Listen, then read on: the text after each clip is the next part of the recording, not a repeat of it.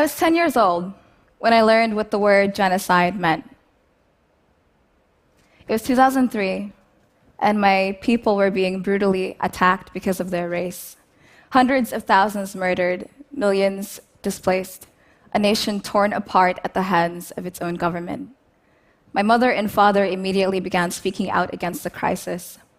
I didn't really understand it, except for the fact that it was destroying my parents. One day, I walked in on my mother crying, and I asked her why we were burying so many people. I don't remember the words that she chose to describe genocide to her 10-year-old daughter, but I remember the feeling. We felt completely alone, as if no one could hear us, as if we were essentially invisible. This is when I wrote my first poem about Darfur. I wrote poetry to convince people to hear and see us. And that's how I learned the thing that changed me. It's easy to be seen. I mean, look at me. I'm a young African woman with a scarf around my head, an American accent on my tongue, and a story that makes even the most brutal of Monday mornings seem inviting. But it's hard to convince people that they deserve to be seen. I learned this in my high school classroom one day when my teacher asked me to give a presentation about Darfur. I was setting up the projector when a classmate of mine said, "Why do you have to talk about this? Can't you think about us and how it'll make us feel?" My 14-year-old self didn't know what to say to her or how to explain the pain that I felt in that moment and in every moment that we were forced not to talk about this. Her words took me back to the days and nights on the ground in Darfur, where we were forced to remain silent, where we didn't speak over morning tea because the warplanes overhead would swallow any and all noise. Back to the days where we were told not only that we don't deserve to be heard, but that we do not have a right to exist. And this is where the magic happened. In that classroom, when all the students started taking their seats and I began to speak despite this renewed feeling that I didn't deserve to be there, that I didn't belong there or have a right to break the silence. As I talked and my classmates listened, the fear ebbed away. My mind became calm and I felt safe.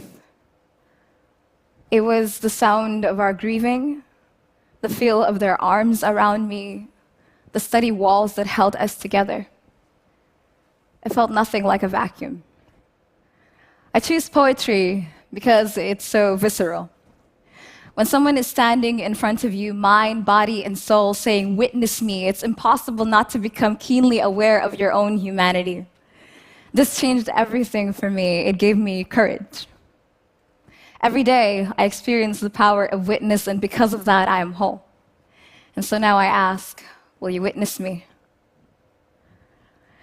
They hand me the microphone as my shoulders sink under the weight of this dress. The woman says, "The 1 millionth refugee just left South Sudan, can you comment?" I feel my feet rock back and forth on the heels my mother bought, begging the question, do we stay or is it safer to choose flight?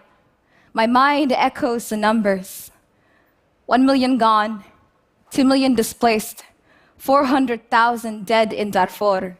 And this lump takes over my throat as if each of those bodies just found a grave right here in my esophagus.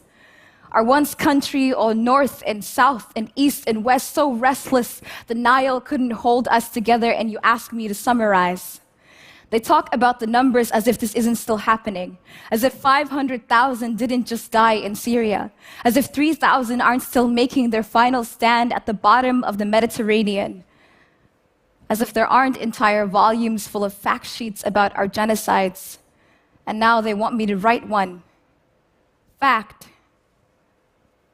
We never talked over breakfast because the warplanes would swallow our voices. Fact. My grandfather didn't want to leave home, so he died in a war zone. Fact. A burning bush without God is just a fire. I measure the distance between what I know and what it's safe to say on a microphone. Do I talk about sorrow, displacement, Do I mention the violence, how it's never as simple as what you see on TV, how there are weeks worth of fear before the camera is on? Do I tell her about our bodies, how they are 60% water, but we still burn like driftwood, making fuel of our sacrifice? Do I tell her the men died first, mothers forced to watch the slaughter, that they came for our children, scattering them across the continent until our homes sank, that even castles sink at the bite of the bomb? Do I talk about the elderly, our heroes, too weak to run, too expensive to shoot, how they would march them, hands raised, rifles at their backs into the fire, how their walking sticks kept the flames alive? It feels too harsh for a bundle of wires in an audience to swallow, too relentless, like the valley that filled with the putrid smoke of our deaths. Is it better in verse? Can a stanza become a burial shroud? Will it sting less if I say it softly? If you don't see me cry, will you listen better? Will the pain leave when the microphone does? Why does every word feel as if I'm saying my last? 30 seconds for the soundbite, and now 3 minutes for the poem. My tongue goes dry, the same way we died, becoming ash, having never been coal. I feel my left leg go numb, and I realize that I locked my knees, bracing for impact. I never wear shoes I can't run in. Thank you.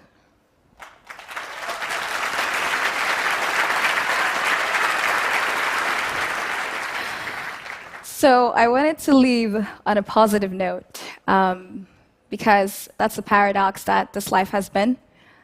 In the places where I learned to cry the most, I also learned how to smile after. And so here goes. You have a big imagination, or 400,000 ways to cry.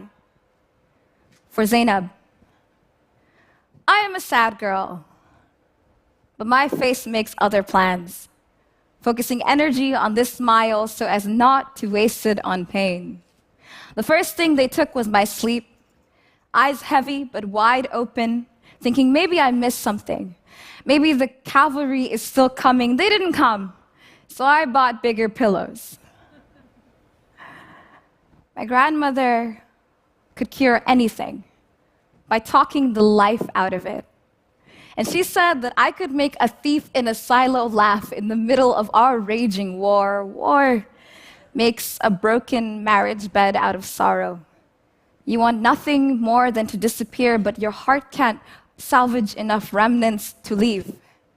But joy is the armor we carried across the borders of our broken hamlet.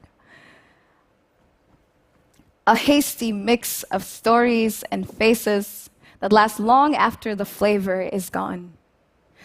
Of muscle memory that overcomes even the most bitter of times. My memory is spotted with days of laughing until I cried or crying until I laughed. Laughter and tears are both involuntary human reactions, testaments to our capacity for expression. So allow me to express that if I make you laugh, it's usually on purpose.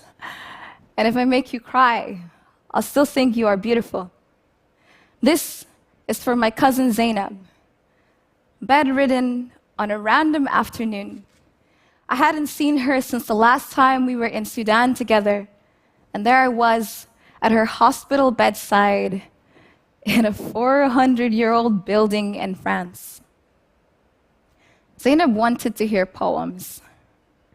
Suddenly, English, Arabic, and French were not enough.